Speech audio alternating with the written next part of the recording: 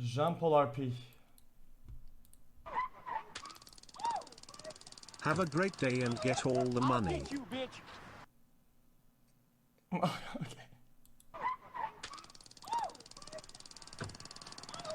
I'll get you, bitch. Okay. Thanks, man. Thanks for that conversation with the cops. Man, I'm on my way to go smoke some crack, and I got a bag full of guns. We lit. I'ma holler.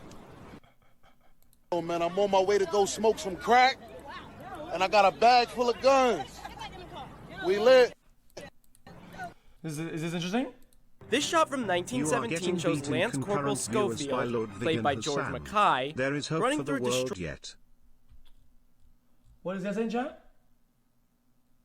Hey xQc, please, for the love of everyone in the chat, could you stop playing blackjack and play poker instead, if you really want to gamble? No, it is hard to watch you lose your hard-earned progress in seconds. I hope you give it a try. Probably not. Okay, this is kind of interesting. Lance Corporal Schofield, played by George Mackay, running through a destroyed town and jumping off a high ledge into a river. It seems like just one long, continuous take.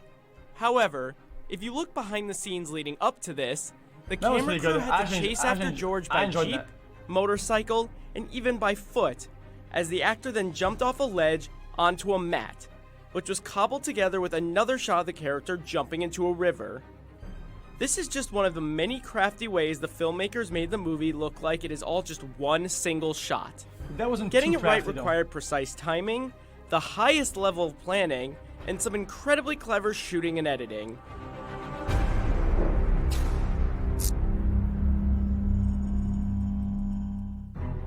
The entirety of 1917, a drama set during World War I, follows a pair of young soldiers trying to deliver a message to stop Did an you guys enjoy attack. this movie?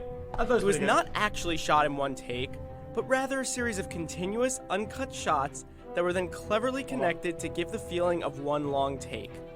While this has been done before, 1917 presented many new challenges for the filmmakers. One of the earliest examples of a one-shot film was Alfred Hitchcock's Rope. A more recent example is Birdman. 1917 pushes it a step further with its persistent action and the constantly changing terrain.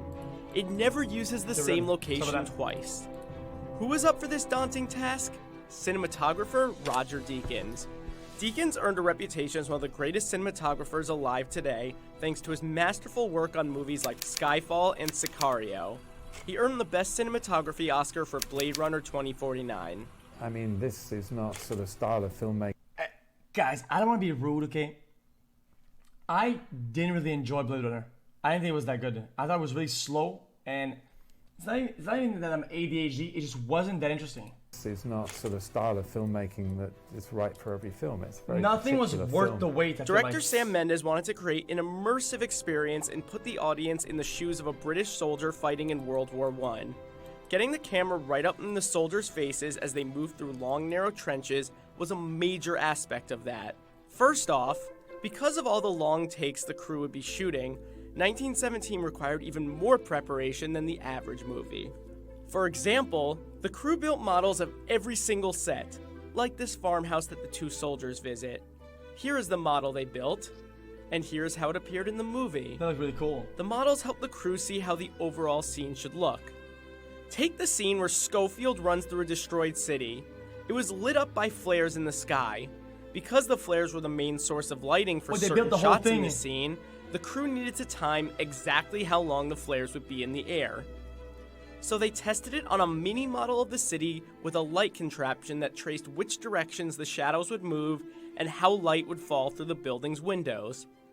Seeing the landscapes and sets in person was just as important for getting the entire continuous Question, Jack, couldn't they do this digitally? Like on a computer? Shot down. The art department built realistic sets from scratch. Each set needed to be able to accommodate the camera's path. For example, the barbed wire the two soldiers walked through in No Man's Land had angled pathways so the camera could get through.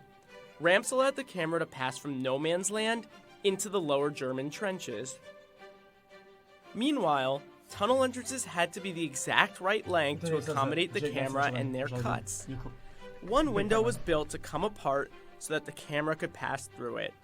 Perhaps most impressive of all was the 5,200 feet of trenches the crew had to build.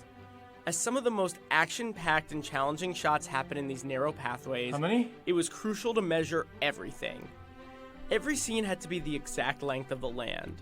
So, if a scene and shot lasted 8 minutes, it had to take exactly that long to get through that specific area. In an interview with Vox, Mendes said they wouldn't build a set until they knew exactly how long it should be. This required a lot of rehearsing. While all films require rehearsals, the process for 1917 was much longer and more rigorous. According to Deakins, on most films, these rehearsals can take place the day of shooting, but for 1917, walkthroughs were happening well in advance. They started rehearsing at Shepperton Studios near London and then moved to the sets. Every single line of dialogue had to be rehearsed on location. The whole process of blocking and rehearsing scenes went on for 4 months. It's fucking nuts, dude. Once they had gotten the lay of the land, measured everything out, and made sure every actor knew their lines and hit their marks, it was time to start shooting. There was another crucial step in pulling off this illusion. Like, the camera could Jack, never move I know back. this is a dumb thing, but I know they make profit and a crazy amount of profit on these movies, but the budgets are fucking crazy for things that they're not really going to all use. Things that are going to build that they're going to get destroyed. It's so much material and value. It's crazy, Backward. dude. Only forward, as the characters had a starting point 300 and a million. fixed destination and could never go back. One solution for that, How's that untrue? letting the camera move 360 degrees. This allowed the crew to constantly move forward and follow the characters without making a visible hard cut. Productions of this size call for heavy equipment. But how was the crew supposed to deal with cameras that needed to be mobile? The solution, a new model of high-definition camera that was much lighter and smaller than usual. This gave Deakins the same great image quality, but also allowed for more portability and for the camera to more quickly be attached to something like a crane or a drone. A heavier camera would not have worked with the crew's stabilizers, which were crucial for when the camera operators had to walk and run after the soldiers. Creatively, Sam and I talked about it. We wanted the camera to be quite steady. We didn't want a jerky camera stuff. One can understand why the camera needed to be light, as there were cameras running along wires to capture shots like this one, where Schofield jumps across a broken bridge. The camera also traveled on wires for its trip through no man's land. It could very easily be unhooked from these wires by a camera operator. Schofield's journey downriver was captured mostly by a crane. A part of the sequence in which the character drops down an 18-foot set of waterfalls was shot by attaching the camera to a drone. The constant movement created another big challenge, lighting a scene. Movie. It was pretty good. They did use some artificial lighting, like this 50-foot tall light tower that was dimmed to create the color of fire and meant to light up the entire ruined village.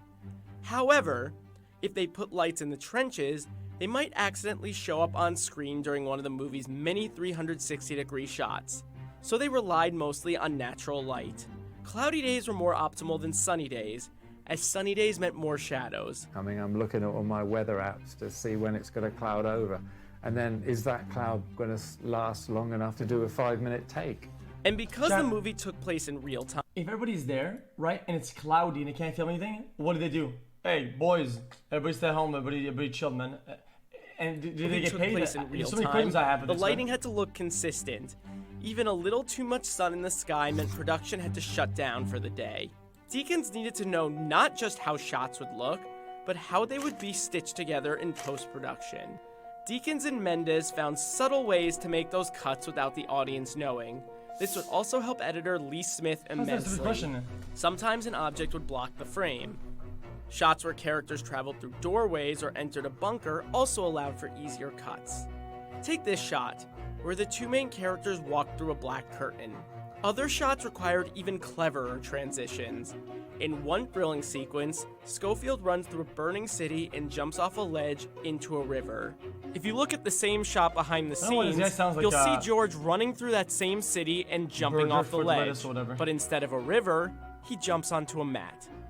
With the help of some visual effects, the editors were able to seamlessly stitch together the character jumping off the ledge and into the rapids. And to capture him even getting to that point, the camera crew had to make sure they were completely in sync with the actor's every movement.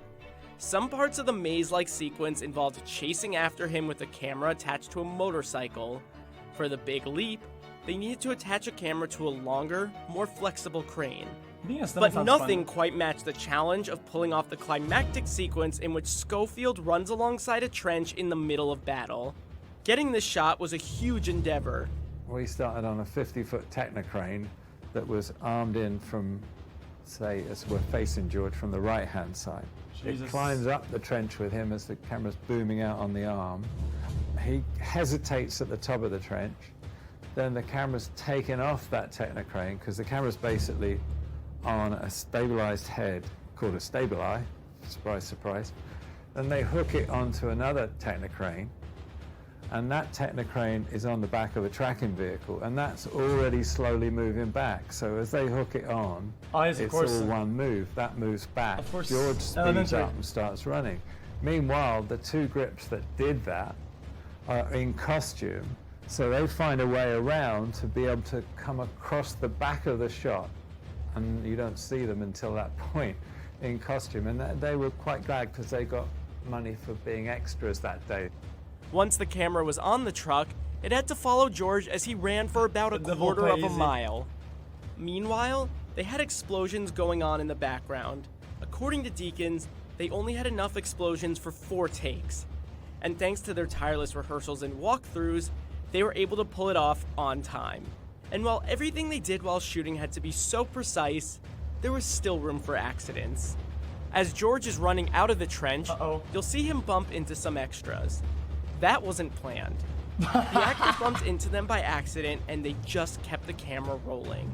Had they called cut right away, this great, genuine moment capturing the chaos of the war would never have made it into the movie.